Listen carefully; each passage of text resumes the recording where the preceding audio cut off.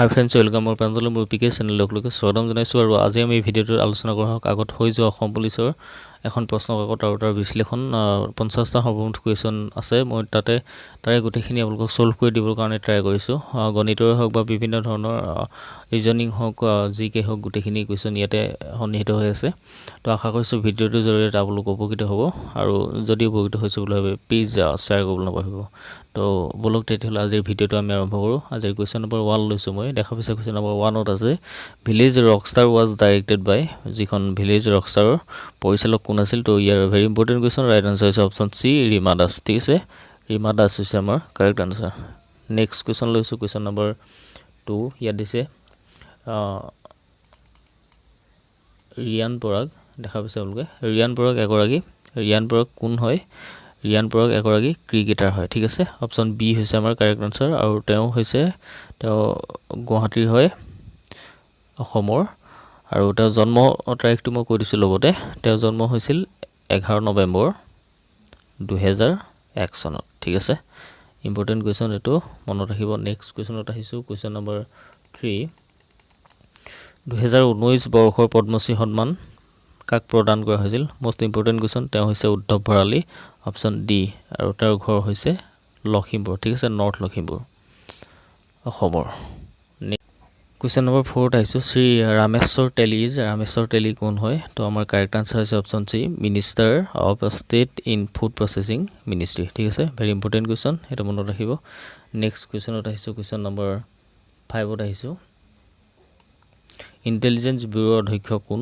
ঠিক আছে, very important question. তো ইয়াৰ ৰাইট আনচাৰ হৈছে আমাৰ অপশ্যন চি, অৰবিন্দ কুমাৰ। ঠিক আছে, অৰবিন্দ কুমাৰ হৈছে আমাৰ কাৰেক্ট আনচাৰ। তেওঁ ইণ্টেলিজেঞ্চ ব্যুৰৰ অধ্যক্ষ হয়। ঠিক আছে, ভেৰি ইম্পৰ্টেণ্ট কুৱেশ্যন। নেক্সট কুৱেশ্যনত আহিছোঁ, কুৱেশ্যন নম্বৰ 6। 2019 চনৰ G20 সন্মিলন ক'ত অনুষ্ঠিত হৈছিল? তো এই কুৱেশ্যনটো সোধা গৈছিলে। তো ইয়াৰ ৰাইট আনচাৰ হৈছে আমাৰ অপশ্যন বি হৈছে আমাৰ কাৰেক্ট আনচাৰ, ওচাকা। ঠিক আছে, ওচাকা হৈছে আমাৰ কাৰেক্ট আনচাৰ। কুৱেশ্যন নম্বৰ 7ত আমাৰ কি কৈছে চাওক, মেথছৰ হয় এইটো কুৱেশ্যন। তো ইয়াত কোৱা হৈছে যে গড় হিচাপত 5জন ককাই ভাই 600 টকা দৰমহা পায়। যদি 2জন ভায়েকৰ 100 টকা দৰমহা বৃদ্ধি পায় তেন্তে নতুনকৈ সিহঁতৰ গড় দৰমহা কিমান হ'ব? ঠিক আছে, প্ৰথম গড় দৰমহা তেওঁলোকৰ 100 টকা বৃদ্ধি নোপোৱাৰ আগত কিমান আছিলে? 600 টকা। ঠিক আছে, তাৰপিছত 2জনৰ কি হৈছে, তাৰে 100 টকাকৈ দৰমহা বৃদ্ধি পালে। তো নতুন দৰমহাটো আমাক কিমান হ'ব গড় হিচাপত উলিয়াব কৈছে। চ' আমাক এতিয়া ধৰি ল'লোঁ গড় মান আমি কেনেকৈ উলিয়াওঁ। এতিয়া গড় মান আমি কেনেকৈ উলিয়াওঁ? গড় ইজ ইকুৱেল টু কি হয়, টোটেল ভেলু যিটো সেইটো পুট কৰা যায়। ঠিক আছে, টোটেল ভেলুটো লিখি তলত আমি কিহেৰে ডিভাইড কৰিব লাগিব, হৰণ কৰিব লাগিব, নাম্বাৰ অফ ভেলু। এতিয়া আমাক এই অংকটোত কি দিয়া আছে? আমাক দিয়া আছে গড় মানটো দিয়া আছে। গড় মান কিমান দিয়া আছে? 600 টকা। আৰু টোটেল ভেলু টোটেল ভেলুটো আমি নাজানো, গতিকে এক্স ধৰি লৈছোঁ। আৰু নাম্বাৰ অফ ভেলু কিমানজন ককাই ভাই? 5জন। ঠিক আছে, 5জন ককাই ভাই। তো এইখিনিলৈকে ক্লিয়াৰ। তো নেক্সট ষ্টেপটোত চাওক। এতিয়া ইয়াত কোৱা হৈছে 600 টকা ইজ ইকুৱেল এক্স বাই আমি কিমান পাইছিলোঁ? এক্স পাইছিলোঁ, এক্স বাই 5 পাইছিলোঁ। ঠিক আছে, এতিয়া আমি কি কৰিব লাগিব? এইটো এক্সৰ মান উলিয়াবলৈ যাওঁতে আমি কি কৰিব লাগিব? ক্ৰছ মাল্টিপ্লিকেশ্যন কৰিব লাগিব। 6 × 5 = 30, অৰ্থাৎ 3000 টকা। ঠিক আছে, এতিয়া আমাক কোৱা হৈছিলে কি 2জনৰ যদি 100 টকাকৈ দৰমহা বৃদ্ধি পায় তেতিয়াহ'লে 2জনৰ কিমান? 100 + 100 সমান 200 টকাৰ দৰমহা বৃদ্ধি পাব। ঠিক আছে, তো নতুন নিৰিখটো কি হ'ব তেতিয়াহ'লে? গড় মানটো, নতুন গড় মান উলিয়াবলৈ আমি কি কৰিব লাগিব? এইটো চাওক, যিহেতু 2জনৰ বৃদ্ধি পালে। ঠিক আছে, গতিকে 3000 + 200 সমান 3200 নহ'লনে? এইটো বৃদ্ধি পোৱাৰ পাছত তেতিয়াহ'লে নিউটো উলিয়াই দিছোঁ মই এতিয়া ডাইৰেক্ট। নিউ এভাৰেজটো উলিয়াবলৈ আমি কি কৰিব লাগিব? নিউ এভাৰেজ উলিয়াবৰ কাৰণে 3200ক আকৌ আমি কি কৰিব লাগিব? 5ৰে হৰণ কৰিব লাগিব। তেতিয়াহ'লে কিমান হ'ব?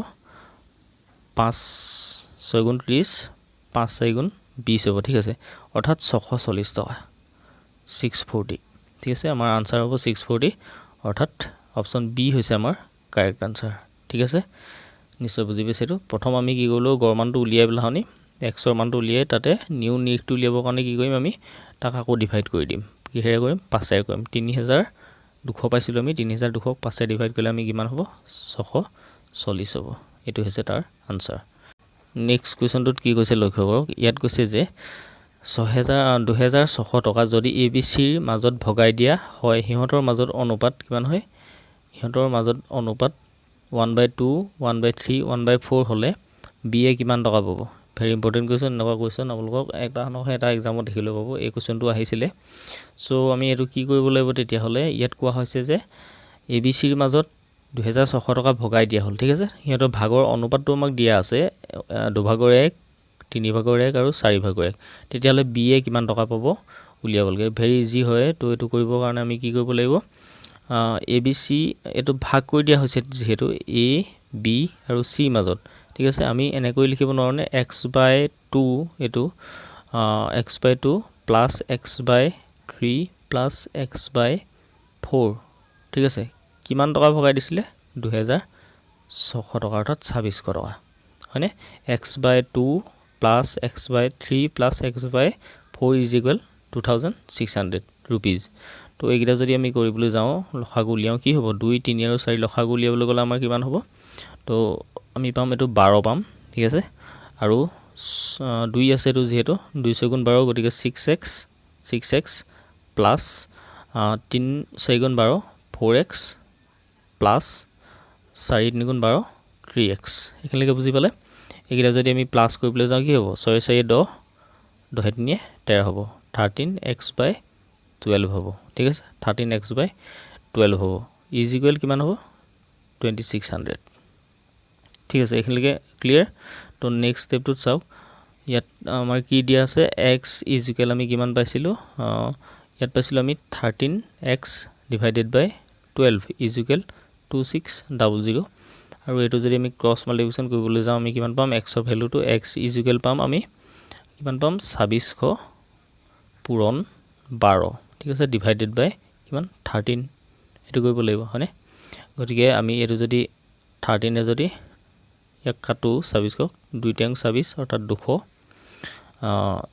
বাকী আমাৰ 12 লগত যদি 200টো পূৰণ কৰোঁ কিমান হ'ব 2 বাং 2400 x ৰ মান আমি কিমান পালোঁ 2400 ঠিক আছে x ৰ মান 2400 পালোঁ এতিয়া আমি কি কৰিব লাগে b মান উলিয়াব লাগে গতিকে এইটো আমাৰ আনসাৰ ওলাই গ'ল b মান আমি কিমান পাইছিলোঁ b মান এইটো 1/3 অৰ্থাৎ কিমান পাম x/3 হ'ব ঠিক আছে আৰু x ৰ ঠাইত আমি কিমান পাতিব লাগিব 2400 পাতি দিয়ক ঠিক আছে 2400 পাতি দিয়ক x ৰ ঠাইত আৰু 3 ৰে ডিভাইড কৰি দিয়ক 3 বাৰং কিমান হ'ব 8 3 গুণ 24 হ'ব অৰ্থাৎ 800 টকা ঠিক আছে আমাৰ কাৰেক্ট আনসাৰ হ'ব বি এ কিমান পাব তেতিয়াহ'লে 800 টকা ইয়াৰ ৰাইট আনসাৰ হ'ব আমাৰ অপশ্যন বি ঠিক আছে অপশ্যন বি হৈছে আমাৰ কাৰেক্ট আনসাৰ নেক্সট কুৱেশ্যনত আহিছোঁ কুৱেশ্যন নম্বৰ নম্বৰ 5 ইয়াত কি কৈছে চাওক 9 নম্বৰ এটা কাম কৰিবলৈ এক সময় লাগে 12 দিন একেটা কামকে কৰিবলৈ বি সময় লাগে 24 দিন ঠিক আছে একেলগে তেওঁলোকে মুঠতে কামটো কৰিবলৈ কিমান দিন সময় লাগিব এইটো ভেৰি ইজি হয় আমি এইটো কি কৰিব লাগিব চাওক এদিনৰ কাম যদি উলিয়াবলৈ যাওঁ এদিনৰ কাম এটা কাম কৰিবলৈ এক লাগে কিমান দিন 12 দিন তেতিয়াহ'লে এদিনত কৰিবলৈ সেই কামটো কিমান লাগিব এক কৰিব লাগিব 12 এদিন আৰু তেতিয়াহ'লে বিক এটা কাম কৰিবলৈ লাগে 24 দিন গতিকে এদিনৰ কাম সিহঁতৰ কিমান হ'ব 24 এদিন ঠিক আছে এইখিনিলৈকে ক্লিয়াৰ এতিয়া এ আৰু বি একেলগে কামটো কৰিবলৈ কিমান লাগিব a + b ইজ ইকুৱেল কিমান হ'ব 1/12 প্লাছ 1/24 নহ'বনে এতিয়া চাওক ইয়াত যদি কৰিবলৈ যাওঁ 1/12 প্লাছ 1/24 আমি যদি এইকেইটাৰ লসাগু উলিয়াবলৈ যাওঁ কিমান পাম 12 আৰু 24 হ'ব 2 বাং 24 প্লাছ 1 সমান 3/24 নহ'বনে আৰু 3/24 হ'লে কি হ'ব 3 গুণ 24 হ'ব 1/8 হ'ব ঠিক আছে 1/8 অৰ্থাৎ দুইজনক একেলগে কামটো কৰিবলৈ এদিনত 8 ভাগৰ এদিন সময় লাগে গতিকে তেতিয়াহ'লে দুইজনক একেলগে কৰিবলৈ কিমান সময় লাগিব 8 দিন সময় লাগিব a + b গোটেই কামটো কৰিবলৈ তেতিয়াহ'লে কিমান দিন সময় লাগিব 8 দিন সময় লাগিব এদিনৰ কাম কিমান পালোঁ 1/8 দুইজনৰ কাৰণে 1/8 পালোঁ এদিনৰ কাম সিহঁতৰ আৰু দুইজনক একেলগে কৰিবৰ কাৰণে গোটেই কামটো 8 দিন সময় লাগিব ঠিক আছে তো ৰাইট আনসাৰ হ'ব আমাৰ অপশ্যন এ আশা কৰিছোঁ বুজি পাইছে ভালদৰে যদি বুজি পোৱা নাই মোক জনাব কমেণ্ট বক্সত আৰু যদি ভিডিঅ'টো ভাল লাগিছে প্লিজ লাইক কৰিবলৈ নাপাহৰিব আৰু শ্বেয়াৰ কৰি দিব যিমান পাৰে সিমান লগৰ সমনীয়াৰ ওচৰত এই 10 নম্বৰ কুৱেশ্যনটো বাট বহুত দীঘলীয়া হ'ল চ' মই ইমান কৰি নেদেখাওঁ আপোনালোকক এইটো কুৱেশ্যন আপোনালোকে স্ক্ৰীনশ্বট এটা লৈ থওক চাব ঠিক আছে নেক্সট কুৱেশ্যনত আহিছোঁ কুৱেশ্যন নম্বৰ 11ত আহিছোঁ যদি ইয়াত কৈছে যে যদি কোনো ধনৰ 10% সুতৰ হাৰ 2 বছৰৰ সাধাৰণ সুত আৰু চক্ৰবৃদ্ধি সুতৰ পাৰ্থক্য 10 টকা হয় তেনেহ'লে মুঠ মূলধন কিমান হ'ব এইটো হৈছে on a sum of money if the difference between simple interest and compound interest both at 10% is কিমান rupees 10 in 2 years 2 বছৰৰ কাৰণে ঠিক আছে what is the principal amount আমাক principal amount টো কিমান হ'ব সুধিছে তো এই কোৱেশ্চনটো মই দেখাই দিছোঁ আপোনালোকক এটা স্ক্ৰীনশ্বট লৈ থওক মই নেক্সট আপোনালোকক ইয়াত দেখাইছোঁ এই কোৱেশ্চনটো মই কৈ থৈছোঁ কাৰণ বহুত দীঘল হয় বস্তুটো কৈ দিবৰ কাৰণে আপোনালোকে ওপৰত মই স্ক্ৰীনত যিখিনি লিখি দিছোঁ সেইখিনি ইমান ভালদৰে বুজি পাইছে নাজানো ইমান ডিষ্টিং হৈছে নে নাই চ' এইটো কুৱেশ্যনটো চাওক আপোনালোকে আমাক কি দিয়া আছিলে আমাক দিয়া আছিলে আপোনাৰ আৰ দিয়া আছিলে ঠিক আছে ৰেট অফ ইণ্টাৰেষ্ট যিটো কিমান আছিলে 10% আৰু টাইম দিয়া আছিলে T is equal two 2 years ঠিক আছে 2 yearsটো দিয়া আছিলে ওকে তো নেক্সট আমাৰ এতিয়া চাওক তেতিয়াহ'লে ইয়াত কৈছে যে আমি জানো যে সিম্পল ইণ্টাৰেষ্ট কম্পাউণ্ড ইণ্টাৰেষ্ট অৰ্থাৎ CI টো আমি কেনেকৈ উলিয়াও CI ইজ ইকুৱেল যিটো এমাউণ্ট হয় তাৰ পৰা কি মাইনাছ কৰোঁ প্ৰিন্সিপালটো মাইনাছ কৰি দিওঁ ঠিক আছে তেতিয়া আমি কি পাওঁ কম্পাউণ্ড ইণ্টাৰেষ্ট পাওঁ এতিয়া চাওক ইয়াত যদি এমাউণ্টৰ এইটো ফৰ্মুলা হয় P plus 1 plus R divided by 100 ঠিক আছে to the power n minus P অৰ্থাৎ প্ৰিন্সিপাল ডেট মিনছ P তো এইটো হৈছে তাৰ formula P into 1 plus R divided by 100 ঠিক আছে divided by 100 whole square minus P ঠিক আছে আৰু এমাউণ্টৰ ফৰ্মুলা হৈছে এইটো আপোনাৰ ঠিক আছে নেক্সট আমাৰ সিম্পল ইণ্টাৰেষ্টটো আমি ফৰ্মুলাটো হৈছে যে SI is equal to PRT divided by 100 হৈছে এইটো সিম্পল ইণ্টাৰেষ্টৰ ফৰ্মুলা এতিয়া আমাক দিয়া আছে কি দিয়া আছে CI আমাক পাৰ্থক্যটো দিয়া আছে অৰ্থাৎ CI minus SI is equal কিমান 10 টকা ঠিক আছে 10 টকা এইটো তাৰ পাৰ্থক্যটো ডিফাৰেন্সটো আমাক দিয়া আছে তেতিয়াহ'লে আমি CI ফৰ্মুলাটো জানো SI ফৰ্মুলাটো জানো তাৰ ডিফাৰেন্সটো কিমান 10 টকা তো তেতিয়াহ'লে এইটো চাওক এতিয়া ইয়াত যদি চাবলৈ যায় মইখিনি এনেকুৱা কৰি দিছোঁ এতিয়া CI এইটো যিটো CI দেখা পাইছে CI টোত আমি ওপৰত অহা ফৰ্মুলাটো পাতি দিছোঁ P plus 1 plus R by 100 to the power n minus P ঠিক আছে আৰু SI ফৰ্মুলাটো হৈছে এইটো PRT divided by 100 is equal 10 ঠিক আছে এইখিনিলৈকে ক্লিয়াৰ নেক্সট আমাৰ P টো ইয়াত কি কৰিছোঁ কমন লৈছোঁ P টো কমন লৈ লিখিব 1 প্লাছ 100 R মানটো আমি পাতিছোঁ ডাইৰেক্ট R ইজ ইকুৱেল 10 ঠিক আছে R মান ইয়াত পাতি দিছোঁ 10 ডিভাইডেড বাই 100 আৰু ইয়াতো যেটো n আছিলে n মিন্স t ঠিক আছে তাৰ টাইমটো কিমান দি আছিলে 2 years ঠিক আছে মাইনাস 1 এটো 1 p টো যেহেতু আমি কমন লৈছো গতিকে ইয়াত 1 আহিব আৰু এই p টো ইয়ালে গুছি গৈছে ঠিক আছে এটো যেটো p দেখা পাইছে আপোনালোকে এটো এই p টো ইয়ালে গুছি গৈছে কমন লওতে সো ইয়াত থাকিলে কি r আৰু t থাকিলে ঠিক আছে r মান আমাৰ কিমান আছিলে r মান 10 আছিলে 10 * 2 হ'ব যেহেতু t divided by 100 is equal 10 এখিলৈকে ক্লিয়াৰ নেক্সট চাওক নেক্সটত আমাৰ দিয়া আছে p আমি কি কৰিছো এটো সৰলীকৰণ কৰি দিছো অংকটো সৰল কৰি পেলাইছো এটো যেটো দেখা পাইছে আমি 0 0 কেনসেল কৰিছো তাৰ তলত 10 থাকিলে আৰু একে আমি যদি 10 খনকো কি হ'ব 10 হ'ব 10 পূৰণ 1 কি হ'ব 10 হ'ব 10 + 1 ইয়াত যেটো 1 আছিল এটো 1 লিখি দিছো আৰু ইয়াত 2 to 2 ভাগে ৰাখিছো -1 -1/5 ঠিক আছে ইজ ইকুৱেল 10 নেক্সট স্টেপটো চাও কি কৰিছো এটো স্টেপত এটো যেটো এটো দেখা পাইছে 10 কে 11 হল আৰু 11 যদি আমি স্কয়াৰ কৰো কিমান হ'ব 121 হ'ব 11 121 তো ইয়াত মই ডাইৰেক্টলি পাতি দিছো 121 আৰু next 10 square that means 10 * 10 is equal 100 ঠিক আছে 100 এটো ইয়াত পাতিছো -1 টো ইয়াতে থাকি আছে আৰু এটো বুজি পাইছে আপোনালোকে ইয়াত কাটাকাটি কৰিছো শূন্য শূন্য কাটা গৈছে 2 5 গুণ 10 হৈছে গতিকে 1/5 হল এখিনলৈকে ঠিক আছে নেক্সট স্টেপটো সো কি কৰিছো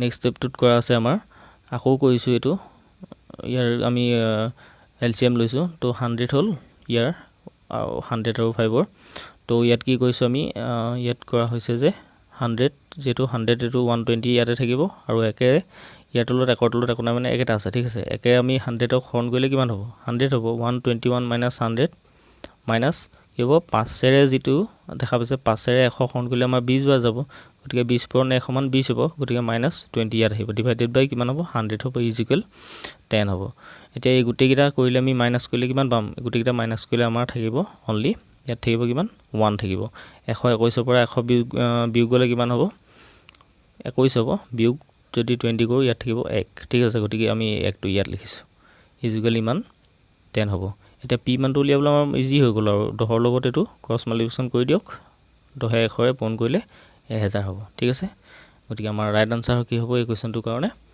ৰাইট আনসাৰ হ'ব আমাৰ 1000 অপশ্যন চি হৈছে আমাৰ কাৰেক্ট আনসাৰ ঠিক আছে option C is the correct answer মই এইটো আকৌ এবাৰ উলিয়াই দিছোঁ আপোনালোকক স্ক্ৰীনশ্বট এটা লৈ থ'ব পাৰে কুৱেশ্যনটো দেখা পাইছে 25% এইটো এটা স্ক্ৰীনশ্বট লৈ থ'ব পাৰে গোটেইটো তো আপোনালোকে ভালদৰে চাই ল'ব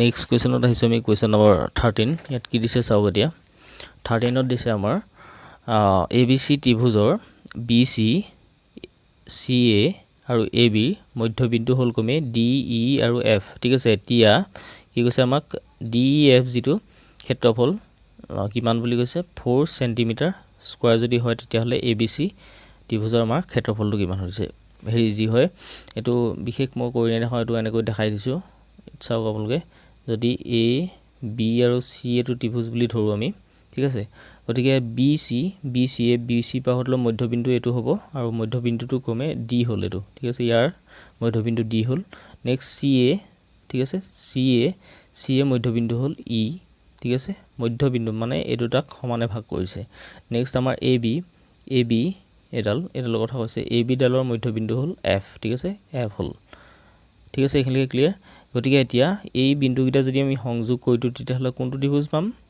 ডি ই এফ ত্ৰিভুজটো নাপাম নে ডি ই আৰু এফ এই ত্ৰিভুজটো পাম আমি ঠিক আছে গতিকে এই ত্ৰিভুজটো মান আমাক কিমান কৈছে 4 সেন্টিমিটাৰ স্কয়াৰ কৈছে গতিকে যিহেতু এই ৰেখাকেইডালৰ এইটো মধ্যবিন্দু এডালৰ এইটো মধ্যবিন্দু আৰু এডালৰ এইটো মধ্যবিন্দু গতিকে মধ্যবিন্দু গোটেই সংযোগী কৰি দিলত কি হ'ল এইটো যিটো আমি ত্ৰিভুজ পালোঁ ইয়াৰ মান আমাক দিছে 4 সেন্টিমিটাৰ স্কয়াৰ গতিকে এ বি চি ত্ৰিভুজৰ যদি এইটো চাই কমন সেন্সত তেলে এইটোও সমান গতিকে ইয়াত চাৰিটা গঠন হৈছে ঠিক আছে এটাৰ মান যদি 4 সেন্টিমিটাৰ স্কয়াৰ হয় গতিকে চাৰিটা মান কি হ'ব 16 সেন্টিমিটাৰ স্কয়াৰ হ'ব গোটেই চাৰিটাৰ মান গতিকে আমাৰ কাৰেক্ট আনসাৰ কি হ'ব অপশ্যন চি হৈছে আমাৰ কাৰেক্ট আনসাৰ 16 সেন্টিমিটাৰ স্কয়াৰ হৈছে আমাৰ কাৰেক্ট আনসাৰ ঠিক আছে আশা কৰিছোঁ এইটো বুজি পাইছে নেক্সট কুৱেশ্যনত গৈছোঁ কুৱেশ্যন নম্বৰ 14ত দিয়া আছে চাওক এইটো মই ডাইৰেক্ট দেখাই গৈছোঁ আপোনালোকক ৰমেশে 10 কিলোমিটাৰ সন্মুখৰ ফালে খোজকাঢ়ি গৈ আছে ঠিক আছে ধৰি ল'লোঁ এইটো ৰমেশ সি 10 কিলোমিটাৰ সন্মুখৰ ফালে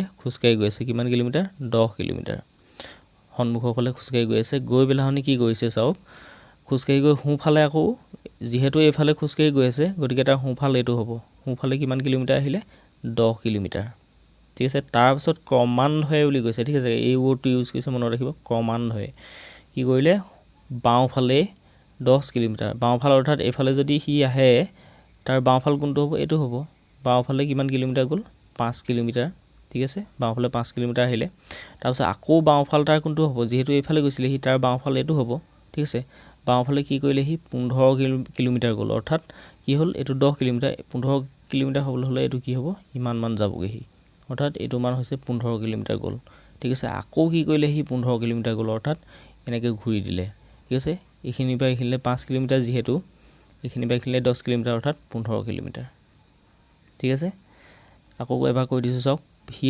ৰমেশে কি কৰিছে 10 কিলোমিটাৰ সন্মুখৰ ফালে গৈ সোঁফালে 10 কিলোমিটাৰ গুচি গ'ল ঠিক আছে নেক্সট সি বাওঁফালে ঘূৰিলে 5 কিলোমিটাৰ ঠিক আছে 10 কিলোমিটাৰ আধা 5 কিলোমিটাৰ তাৰপিছত নেক্সট আকৌ সি বাওঁফালে ঘূৰিলে কিমান 15 কিলোমিটাৰ ঠিক আছে নেক্সট আকৌ সি কি কৰিলে বাওঁফালে ঘূৰিলে 15 কিলোমিটাৰ এতিয়া আমাক সুধিছে সি যিটো বিন্দুৰ পৰা আৰম্ভ কৰিছিলে য'ৰ পৰা আৰম্ভ কৰিছিলে খোজ কাঢ়িবলৈ তাৰ পৰা তাৰ যোনডোখৰ স্থান পালে গৈ ঘূৰি পেলানি আকৌ সেই স্থানডোখৰ দূৰত্বটো কিমান আমাক সুধিছে ঠিক আছে তেতিয়াহ'লে ইয়াৰ পৰা আৰম্ভ কৰিছিলে সি এইখিনিত শেষ হ'লগৈ গৈ ঠিক আছে গতিকে আমাৰ এইখিনিৰ পৰা এইখিনিলৈ দূৰত্বটো সুধিছে এইখিনিৰ পৰা এইখিনিলৈ দূৰত্ব কিমান হ'ব 5 কিলোমিটাৰ হ'ব ঠিক আছে আগৰ চিত্ৰটো চালে আপোনালোকে গম পাব এইখিনিৰ পৰা এইখিনিলৈ দূৰত্ব 5 কিলোমিটাৰ হ'ব অপশ্যন বি হৈছে আমাৰ কাৰেক্ট আনসাৰ আকৌ মই চমুকৈ দেখাই দিছোঁ আৰু এই ইপিনে গ'ল 10 কিলোমিটাৰ, এফালে আহিলে 10 কিলোমিটাৰ, ঠিক আছে। আকৌ গ'ল 5 কিলোমিটাৰ এফালে, আকৌ বাওঁফালে ঘূৰিলে 15 কিলোমিটাৰ, ঠিক আছে। আকৌ বাওঁফালে ঘূৰিলে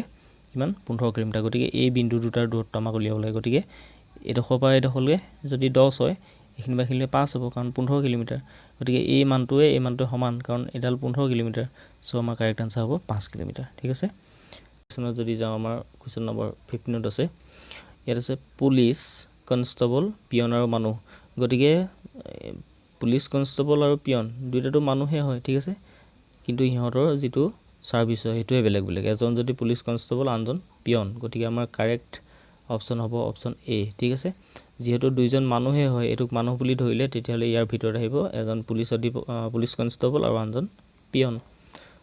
আশা কৰিছোঁ এইটো বুজি পাইছে। নেক্সট কুৱেশ্যনত আহিছোঁ, কুৱেশ্যন নম্বৰ 17, 18 দেখা পাইছে। ইয়াতে কি আছে, চিত্ৰটোৰ ওপৰত ভিত্তি কৰি উত্তৰ দিয়া।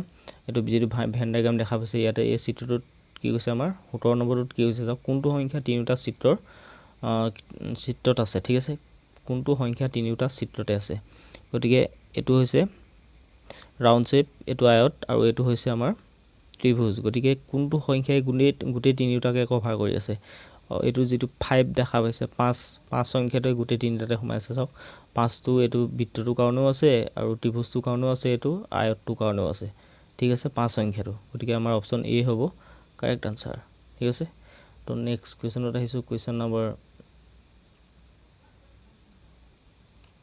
18। ইয়াত কৈছে কেৱল আয়তৰ মাজত থকা সংখ্যাটোৰ পূৰণফল কিমান হৈছে। কেৱল আয়তৰ মাজত থকা সংখ্যাটোৰ পূৰণফল কিমান। চিত্ৰটো এতিয়া আমি আকৌ চাব লাগিব। আয়ত কোনটো, তেতিয়াহ'লে ইয়াত আয়ত হৈছে এইটো, ঠিক আছে। কিন্তু অকল আয়তটোৰ ভিতৰত কোন দুটা সংখ্যা আছে চাওক, 6 আছে আৰু এইফালে 1 আছে, কিন্তু বাকী সংখ্যাকেইটা ত্ৰিভুজ আৰু বৃত্তৰ মাজত সোমাই আছে। গতিকে সেইকেইটা নহ'ব। আমাক কৈছে যে কেৱল আয়তৰ ভিতৰত থকা সংখ্যাকেইটাৰ পূৰণফল। আয়তৰ ভিতৰত সংখ্যা কি আছে, 1 × 6 আছে। গতিকে আমাৰ ৰাইট আনচাৰ হ'ব কিমান, 6 হ'ব, ঠিক আছে। তো কাৰেক্ট অপশ্যন হ'ব আমাৰ এইটোৰ কাৰণে অপশ্যন এ হ'ব আমাৰ কাৰেক্ট আনচাৰ, ঠিক আছে। অপশ্যন এ হ'ব আমাৰ কাৰেক্ট আনচাৰ। তো নেক্সট কুৱেশ্যনত আহিছোঁ, কুৱেশ্যন নম্বৰ 19। ইয়াত কি দিছে চাওক, এতিয়া ভেৰি ইম্পৰ্টেণ্ট কুৱেশ্যন। এইটো তলৰ শব্দবোৰৰ পৰা সকলোতকৈ কম সাদৃশ্য থকা শব্দটো বিচাৰি উলিওৱা। ইয়াত দিছে গাজৰ, আলু, বিলাহী আৰু আদা, ঠিক আছে। আমাৰ অমিল কোনটো দিছে, একেষাৰে ক'বলৈ গ'লে অপশ্যন চি হৈছে আমাৰ কাৰেক্ট আনচাৰ, কাৰণ বিলাহী এটা ফল হয়, বাকীকেইটা পাচলি হয়, ঠিক আছে। গাজৰ, আলু আৰু আদা গোটেইকেইটা পাচলি হয়, কিন্তু বিলাহী হৈছে এটা ফল হয়। আৰু আনটো ভাগেও যদি আপুনি চাবলৈ যায়, বিলাহীটো কি হয়, ওপৰত লাগে, ঠিক আছে, মাটিৰ পৰা ওপৰত লাগে, গছত লাগে, ঠিক আছে। বাকীকেইটা আলু, গাজৰ আৰু আদা গোটেইকেইটা মাটিৰ তললৈ যায়, ঠিক আছে। তো তেনেকৈ চাব পাৰে। তো নেক্সট কুৱেশ্যনত আহিছোঁ, কুৱেশ্যন নম্বৰ 20। ইয়াত কৈছে যে বিনম্ৰ, নাগৰিক, অভদ্ৰ আৰু ভদ্ৰ, ঠিক আছে। ইয়াৰ ভিতৰত কোনটো অমিল আমাক ক'বলৈ দিছে। চ' ইয়াত ডেফিনেটলি অপশ্যন বি হৈছে আমাৰ কাৰেক্ট আনচাৰ। নাগৰিক হৈছে আমাৰ কাৰেক্ট অপশ্যন, কাৰণ বিনম্ৰ, অভদ্ৰ আৰু ভদ্ৰ এই গোটেইকেইটা মানুহৰ চৰিত্ৰৰ লগত তুলনা কৰা হৈছে, ঠিক আছে। মানুহৰ যিটো কিছুমান মানুহ বহুত বিনম্ৰতাৰে কথা কয়, বিনম্ৰ হয়, কিছুমান অভদ্ৰ হয়, ঠিক আছে, আৰু কিছুমান ভদ্ৰ হয়। গতিকে এই গোটেইকেইটা মানুহৰ লগত জড়িত, ঠিক আছে, মানুহৰ নেচাৰৰ লগত জড়িত, প্ৰকৃতিৰ লগত জড়িত। চ' কিন্তু নাগৰিকটো এইটোৰ পৰা পৃথক হয়, ঠিক আছে। চ' অপশ্যন বি হৈছে আমাৰ correct answer. Next question number 21। ইয়াত কি আছে চাওক বন্ধুসকল, ইয়াত আছে আপোনাৰ ষ্টেবিলাইজ দেখা পাইছে। ষ্টেবিলাইজক যদি আমি EVCDKNKUG হিচাপে লিখোঁ, তেতিয়াহ'লে আমি ক্ৰিকেটক কেনেকৈ লিখিম। এতিয়া যদি এইটো চাওক বন্ধুসকল, এছ আছে, এছত যদি 2 প্লাছ কৰোঁ কি হ'ব, এছ অৰ্থাৎ 2 প্লাছ কৰোঁ, ডেট মিনছ এছৰ পাছত আমি কোন দুটা সংখ্যা যোগ কৰিছোঁ, SPQRSTU, ঠিক আছে। এই ইউটো ইয়াত বহিছে চাওক, দেখা পাইছে। নেক্সট টিত যদি আমি +2 কৰোঁ, টি ইউ পাছত কি আহিব, ভি আহিব। গতিকে ভিটো ইয়াত বহিছেনে। ঠিক তেনেদৰে আমি যদি ক্ৰিকেটত চাবলৈ যাওঁ, CRICKET, ইয়াত যদি চিত আমি +2 কৰোঁ কি আহিব, ই আহিব, ঠিক আছে। আৰত যদি আমি +2 কৰোঁ কি আহিব, টি আহিব, ঠিক আছে। আইত যদি আমি +2 কৰোঁ কি আহিব, কে আহিব। চিত যদি আমি +2 কৰোঁ কি আহিব, ই আহিব। কেত যদি আমি +2 কৰোঁ কি আহিব, KLM আহিব, ঠিক আছে। ইত যদি আমি +2 কৰোঁ কি আহিব, জি আহিব, আৰু টিত যদি +2 কৰোঁ ভি আহিব, অৰ্থাৎ ETKEMGV, অৰ্থাৎ আমাৰ কাৰেক্ট আনচাৰ হ'ব অপশ্যন বি, ঠিক আছে। আশা কৰিছোঁ এইটো বুজি পাইছে। নেক্সট কুৱেশ্যনত আহিছোঁ, কুৱেশ্যন নম্বৰ 22। ইয়াত দেখা পাইছে আপোনালোকে ইয়াত দিছে আপোনাৰ প্ৰথম শব্দ দুটাৰ মাজৰ সম্পৰ্কটো চাই তৃতীয় শব্দটো শুদ্ধটো বাছি লোৱা ঠিক আছে শোণিতপুৰ তেজপুৰ তো ইয়াৰ ৰাইট আনসাৰ হ'ব দৰং হ'ব মঙলদৈ ঠিক আছে দৰং মঙলদৈ তো নেক্সট কুৱেশ্যনত আহিছোঁ কুৱেশ্যন নম্বৰ 23 দিয়া আছে আমাৰ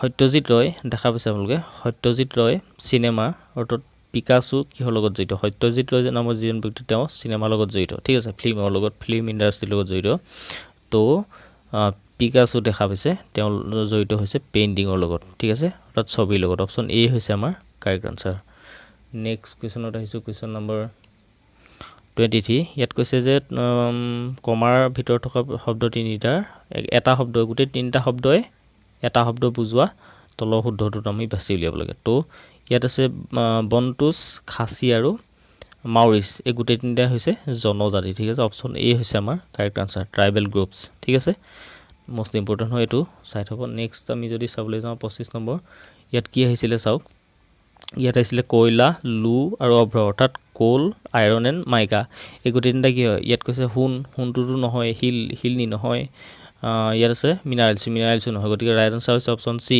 কাৰণ কয়লা লু আৰু অভ্ৰ গোটেই তিনিটা পৃথিৱীৰ ভিতৰৰ পৰা কি হয় পোৱা যায় পৃথিৱীৰ ভিতৰত পোৱা যায় ঠিক আছে নেক্সট কুৱেশ্যনত আহিছোঁ কুৱেশ্যন নম্বৰ 25ত হ'ল 26ত আহিছোঁ ইয়াত আছে সম্বোধনৰ ক্ষেত্ৰত ডাঙৰীয়া শব্দটোৰ সৈতে বহুবচনৰ প্ৰত্যয় কোনটো ঠিক আছে ইয়াত কৈছে যে হত বিলাক সকল আৰু বুৰ গতিকে ডাঙৰীয়া আমি হত বুলি নকওঁ বিলাক বুলি নকওঁ বুৰ বুলি নকওঁ ডাঙৰীয়া সকল বুলি কওঁ ঠিক আছে তো এইটো হৈছে সুইটেবল হয় সম্বোধনৰ ক্ষেত্ৰত তো অপশ্যন চি হৈছে আমাৰ কাৰেক্ট আনসাৰ ঠিক আছে সকল তো নেক্সট কুৱেশ্যনত আহিছোঁ কুৱেশ্যন নম্বৰ 27ত আহিছোঁ তলৰ কোনটো প্ৰত্যয় একবচনাত্মক অৰ্থত ব্যৱহাৰ কৰা হয় বুৰ বিলাক টু আৰু হত বুৰটো বহুবচন হয় বিলাক বহুবচন হত বহুবচন ঠিক আছে টুটো কিন্তু কি হয় একবচন ঠিক আছে গতিকে টুটো আমি একবচনৰ ক্ষেত্ৰত ব্যৱহাৰ কৰোঁ নেক্সট যদি চাই আপুনি এই কুৱেশ্যনটো চাওক ভালদৰে লক্ষ্য কৰক তলৰ কোনটো শব্দ পুলিংগৰ ওপৰত প্ৰয়োগ নাই তো এই কুৱেশ্যনটো মোৰ কনফিউজনত থাকিল চ' আপোনালোকে কমেণ্টত জনাব প্লিজ কোৱা বাঘ শিপিনী আৰু মিতা তো এই কুৱেশ্যনটোৰ আনসাৰ কি হ'ব আপোনালোকে কমেণ্টত মোক জনাব ঠিক আছে নেক্সট কুৱেশ্যনত আহিছোঁ কুৱেশ্যন নম্বৰ 29 ইয়াত দেখা পাইছে প্ৰুডেণ্ট শব্দটোৰ প্ৰায় বিপৰীত শব্দটো বিচাৰি উলিওৱা shows the word nearly opposite in meaning prudent that means প্ৰুডেণ্টৰ অপোজিট মিনিং কি হ'ব প্ৰুডেণ্ট মানে হৈছে জ্ঞানী ঠিক আছে জ্ঞানী মূৰ্খ হ'ব তো ফুলিছ হ'ব আমাৰ কাৰেক্ট আনসাৰ অপশ্যন ডি ঠিক আছে ভেৰি ইম্পৰ্টেণ্ট কুৱেশ্যন এই কুৱেশ্যনটো প্ৰায় আহি থাকে ইংলিছৰ ঠিক আছে নেক্সট কুৱেশ্যনত আহিছোঁ কুৱেশ্যন নম্বৰ 30 ইয়াত দিয়া আছে আমাৰ ফিস্কো শব্দটো প্ৰায় সমান শব্দটো বিচাৰি উলিয়াব লাগে ঠিক আছে অৰ্থাৎ shows the word most similar meaning ঠিক আছে most similar meaningটো আমি উলিয়াব লাগে ফিস্কো FIASCO এইটো ঠিক আছে অৰ্থাৎ ফেষ্টিভেল নহয় ফিস্কো মানে হৈছে যে যিটো মানে অপাৰগতা ঠিক আছে বিফলতা সেইটো বুজায় এইটোৱে আমাক বিফলতা বুজায় ঠিক আছে ফেষ্টিভেলটো নহয় বিফলতা হ'লে ক'ত আমি ফেষ্টিভেল পাতিম আৰু হেপেনিংটো হ'বই নোৱাৰে চেৰিমনিও হ'বই নোৱাৰে অপশ্যন ডি হৈছে আমাৰ কাৰেক্ট আনসাৰ ডিজাষ্টাৰ ঠিক আছে ডিজাষ্টাৰ হৈছে আমাৰ ৰাইট আনসাৰ অৰ্থাৎ বিপৰ্যয় বা বিপদ এনেকুৱা ধৰণৰ বুজাইছে এইটোৱে ঠিক আছে কাৰেক্ট অপশ্যন হ'ব আমাৰ ৰাইট অপশ্যন ডি হৈছে আমাৰ কাৰেক্ট অপশ্যন নেক্সট কুৱেশ্যনত আহিছোঁ কুৱেশ্যন নম্বৰ 31 ৰ এণ্ড কলমৰ সমন্বয় কি কোৱা হয় এইটো হৈছে ৰ আৰু কলমৰ সমন্বয় কি বুলি কোৱা হয় তো ভেৰি ইম্পৰ্টেণ্ট কুৱেশ্যন এইটো কোৱা হয় চেল বুলি ঠিক আছে কম্পিউটাৰ হয় এইটো most important question option D হৈছে আমাৰ কাৰেক্ট আনসাৰ এইটো কোৱা হয় চেল বুলি ৰ এণ্ড কলম নেক্সট কুৱেশ্যনত আহিছোঁ কুৱেশ্যন নম্বৰ 32 হেডাৰ এণ্ড ফুটাৰ কোনটো মেনুৰ পৰা তুমি ইনচাৰ্ট কৰিবা হেডাৰ ফুটাৰ আপোনালোকে যদি ৱৰ্ডত চাবলৈ যায় এনেকুৱা অপশ্যন হেডাৰ ফুটাৰ থাকে চ' এইটো আমি কোনটো মেনুৰ পৰা পাওঁ ভিউ মেনু ঠিক আছে অপশ্যন বি হৈছে আমাৰ কাৰেক্ট আনসাৰ নেক্সট কুৱেশ্যনত আহিছোঁ কুৱেশ্যন নম্বৰ 33 কলম ডি আৰু কলম ইৰ মাজত তিনিটা কলম প্ৰৱেশ কৰিবলৈ তুমি কোনটো বাছনি কৰিবা তো ইয়াৰ ৰাইট আনসাৰ হৈছে আমাৰ অপশ্যন বি চিলেক্ট কলম ই হৈছে আমাৰ কাৰেক্ট আনসাৰ ঠিক আছে অপশ্যন বি হৈছে আমাৰ কাৰেক্ট আনসাৰ এইটো বাছনি কৰিলে আমি কি কৰিম ইয়াৰ ইহঁতৰ মাজত প্ৰৱেশ কৰিব পাৰিম ঠিক আছে তো নেক্সট কুৱেশ্যনত আহিছোঁ কুৱেশ্যন নম্বৰ 34 বাগৰুম্বা নৃত্য কাৰ হয় ভেৰি ইম্পৰ্টেণ্ট কৈছোঁ এইটো হৈছে ৰাইট আনসাৰ অপশ্যন চি বড়োসকলৰ ঠিক আছে নেক্সট কুৱেশ্যনত আহিছোঁ কুৱেশ্যন নম্বৰ 35 ইয়াত কৈছে যে তোমাক ডক্টৰে 7টা কেপচুল দি 2 ঘণ্টাৰ মূৰে মূৰে খাবলৈ দিলে এতিয়া কিমান সময়ৰ মূৰত তেতিয়াহ'লে তুমি খাই শেষ কৰিবা নেক্সট কুৱেশ্যনত আহিছোঁ কুৱেশ্যন নম্বৰ 36 এটা কোঠালিত যদি বহু সংখ্যক মানুহ আবদ্ধ কৰি ৰখা হয় কি হ'ব এটা বন্ধ কোঠালিত ঠিক আছে এটা কোঠালিত বহু সংখ্যক মানুহ আবদ্ধ কৰি ৰাখিলে কি হ'ব কাৰ্বন ডাই অক্সাইডৰ পৰিমাণটো বাঢ়ি যাব আৰু অক্সিজেনৰ পৰিমাণটো কি হ'ব কমি যাব ঠিক আছে অক্সিজেনৰ পৰিমাণ প্ৰায় নোহোৱা নিচিনা হৈ যাব কাৰণ বহুতখিনি মানুহ যদি এটা ৰুমৰ ভিতৰত একদম ভৰাই থোৱা যায় তেতিয়া কি হ'ব তাততো সিমান পৰিমাণে অক্সিজেন সোমাব নাপাব না কিন্তু আমি যিমান পৰিমাণে কি কৰিম কাৰ্বন ডাই অক্সাইডটো বাহিৰ কৰি দিম অৰ্থাৎ আমি কি কৰোঁ উশাহত কি লওঁ বায়ু লওঁ আৰু আমি তাৰ পৰা অক্সিজেনটো দেহে লৈ আৰু কি কৰোঁ কাৰ্বন ডাই অক্সাইডটো বাহিৰলৈ উলিয়াই দিওঁ সো আমাৰ কাৰেক্ট অপশ্যন হ'ব কেৱল কাৰ্বন ডাই অক্সাইডৰ পৰিমাণটোহে বৃদ্ধি পাব ঠিক আছে অপশ্যন চি হৈছে আমাৰ কাৰেক্ট আনসাৰ বাকীকেইটা নহয় অক্সিজেন আৰু কাৰ্বন ডাই অক্সাইড বৃদ্ধি পাব এইটো হ'ব নোৱাৰে কাৰণ অক্সিজেনৰ মাত্ৰা কমি যাব ঠিক আছে কেৱল অক্সিজেন বৃদ্ধি পাব এইটো নহয় অক্সিজেন আৰু কাৰ্বন ডাই অক্সাইড দুইটাই কমি যাব নহয় অক্সিজেনহে কমিব কিন্তু কাৰ্বন ডাই অক্সাইডৰ পৰিমাণটো বৃদ্ধি পাব ঠিক আছে অপশ্যন চি হৈছে আমাৰ কাৰেক্ট আনসাৰ নেক্সট কুৱেশ্যনত আহিছোঁ কুৱেশ্যন নম্বৰটো 37 1935 চনত কোনখন চলচ্চিত্ৰই মুক্তি লাভ কৰিছিল অপশ্যন এ হৈছে আমাৰ কাৰেক্ট আনসাৰ জয়মতী ঠিক আছে 1935 10 মাৰ্চ তাৰিখে এইটো মনত ৰাখিব 10 মাৰ্চ নেক্সট কুৱেশ্যনত আহিছোঁ কুৱেশ্যন নম্বৰ 34 মাধৱদেৱৰ জন্ম অপশ্যন চি লেটেকু পুখুৰী আৰু লেটেকু পুখুৰী ক'ত আছে নৰ্থ লখিমপুৰ আছে ঠিক আছে নৰ্থ লখিমপুৰত আছে ঠিক আছে তো মাধৱদেৱৰ জন্ম কোন চনত হৈছিলে তেতিয়াহ'লে যদি সোধে আমাক 1489ত হৈছিলে মাধৱদেৱৰ জন্ম লখিমপুৰত most important question তো নেক্সট কুৱেশ্যনত আহিছোঁ 39 ভাস্কৰ বৰ্মনে ইয়াত কৈছে হৰ্ষ বৰ্মনলৈ ৰাষ্ট্ৰদূত হিচাপে কাক পঠাইছিল তো ইয়াৰ ৰাইট আনসাৰ হৈছে আমাৰ 39ৰ অপশ্যন ডি শংখবেগ হৈছে আমাৰ ৰাইট আনসাৰ ঠিক আছে শংখবেগ নেক্সট কুৱেশ্যনত আহিছোঁ কুৱেশ্যন নম্বৰ 40 কি দিয়া আছে চাওক কাৰেঙৰ লিগিৰি কোনে ৰচনা কৰিছিল ভেৰি ইম্পৰ্টেণ্ট কুৱেশ্যন কাৰেঙৰ লিগিৰি জ্যোতিপ্ৰসাদ আগৰৱালা অপশ্যন চি হৈছে আমাৰ কাৰেক্ট আনসাৰ তো নেক্সট কুৱেশ্যনত আহিছোঁ কুৱেশ্যন নম্বৰ 41 নামঘোষা কোনে ৰচনা কৰিছিল তো নামঘোষা ৰচনা কৰিছিল মাধৱে নামতে মাধৱ কীৰ্তনত শংকৰ বুলি কয় ঠিক আছে অৰ্থাৎ কীৰ্তন ঘোষাখন লিখিছিল শংকৰদেৱে আৰু নামঘোষা মাধৱদেৱে ঠিক আছে 41ৰ ৰাইট আনসাৰ হ'ব আমাৰ অপশ্যন এ মাধৱদেৱ নেক্সট কুৱেশ্যনত আহিছোঁ কুৱেশ্যন নম্বৰ 42 মুদ্ৰা ব্যৱস্থাৰ পৰিচয় কৰাইছিল ঠিক আছে coin system was introduced by ইয়াৰ ৰাইট আনসাৰ হৈছে আমাৰ অপশ্যন চি চুক্লেংমুং অৰ্থাৎ গড়গঞা ৰজা ঠিক আছে অপশ্যন চি হৈছে আমাৰ কাৰেক্ট আনসাৰ চুক্লেংমুং নেক্সট কুৱেশ্যনত আহিছোঁ কুৱেশ্যন নম্বৰ 43 ভিডিঅ'টো দীঘলীয়া হৈছে বন্ধুসকল আশা কৰিছোঁ চাব আপোনালোকে কাৰণ এই বহুত ইম্পৰ্টেণ্ট হয় কাৰণ পুৰণা পেপাৰবিলাক আমাৰ ৰিভিজন কৰাটো অতি প্ৰয়োজনীয় চোৱাটো তো ইয়াৰ পৰা এটা আইডিয়া কৰিব পৰা যায় ঠিক আছে তো কেনেকুৱা ধৰণৰ আহিব সো 43 আছে আমাৰ অসমৰ কোনখন জিলাত আন্তঃৰাষ্ট্ৰীয় সীমা নাই তো ভেৰি ইম্পৰ্টেণ্ট কৈছোঁ তো এই কুৱেশ্যনটো মোৰ অকণমান কনফিউজন আছে তো ইয়াৰ ভিতৰত চি আৰু ডিৰ ভিতৰতে এটা হ'ব আনসাৰ ঠিক আছে এটা আপোনালোকে কমেণ্টত মোক জনাব নেক্সট কুৱেশ্যনত আহিছোঁ কুৱেশ্যন নম্বৰ 44ত আছে আমাৰ ওজন লেয়াৰ হোলছ হোৱাৰ মূল কাৰণ কি ওজনত যিটো আমি বিন্ধা দেখা পোৱা বুলি কোৱা হয় তো তাৰ কাৰণটো হৈছে CFC gas chlorofluorocarbon option D হৈছে আমাৰ কাৰেক্ট আনসাৰ CFC অৰ্থাৎ ইয়াৰ ফুল ফৰ্ম হৈছে ক্ল'ৰ'ফ্ল'ৰ'কাৰ্বন ঠিক আছে তো নেক্সট কুৱেশ্যনত আহিছোঁ কুৱেশ্যন নম্বৰ 45 হৈছে ৰাজ্যসভাৰ সভাপতি কোন ভেৰি ইম্পৰ্টেণ্ট কৈছোঁ ৰাজ্যসভাৰ সভাপতি হৈছে স্পীকাৰ ঠিক আছে অপশ্যন এ হৈছে আমাৰ correct answer who is the chairman of Rajya Sabha অৰ্থাৎ ৰাজ্যসভাৰ সভাপতি হৈছে option A correct answer speaker option A next কুৱেশ্যনত আহিছোঁ কুৱেশ্যন নম্বৰ 46 ইয়াত কৈছে তলৰ কোনখন কেন্দ্ৰীয় শাসিত ৰাজ্য নহয় তো ইয়াৰ আমাৰ 46ৰ ইয়াত এটাও অপশ্যনেই নাই গোটেইকেইটা কেন্দ্ৰীয় শাসিত ৰাজ্যই হয় তো আপোনালোকেও চাব ভালদৰে তো ইয়াত নন অফ দ্য এবভ হ'ব লাগে তো ইয়াৰ আনসাৰটো মোক আপোনালোকে জনাব কমেণ্ট বক্সত প্লিজ তো নেক্সট কুৱেশ্যনত আহিছোঁ 47ত ইয়াত কৈছে যে মনোপলি শব্দটোৰ সৈতে যুক্ত কৰা হয় the term monopoly is associated with to কিহৰ লগত এছ'চিয়েটেড হয় এইটো মনোপলিটো। তো ইয়াৰ ৰাইট আনচাৰ হৈছে আমাৰ মিক্সড ইকনমি, অপশ্যন ডি হৈছে আমাৰ কাৰেক্ট আনচাৰ। ঠিক আছে, মিক্সড ইকনমি মনোপলিৰ লগত জড়িত।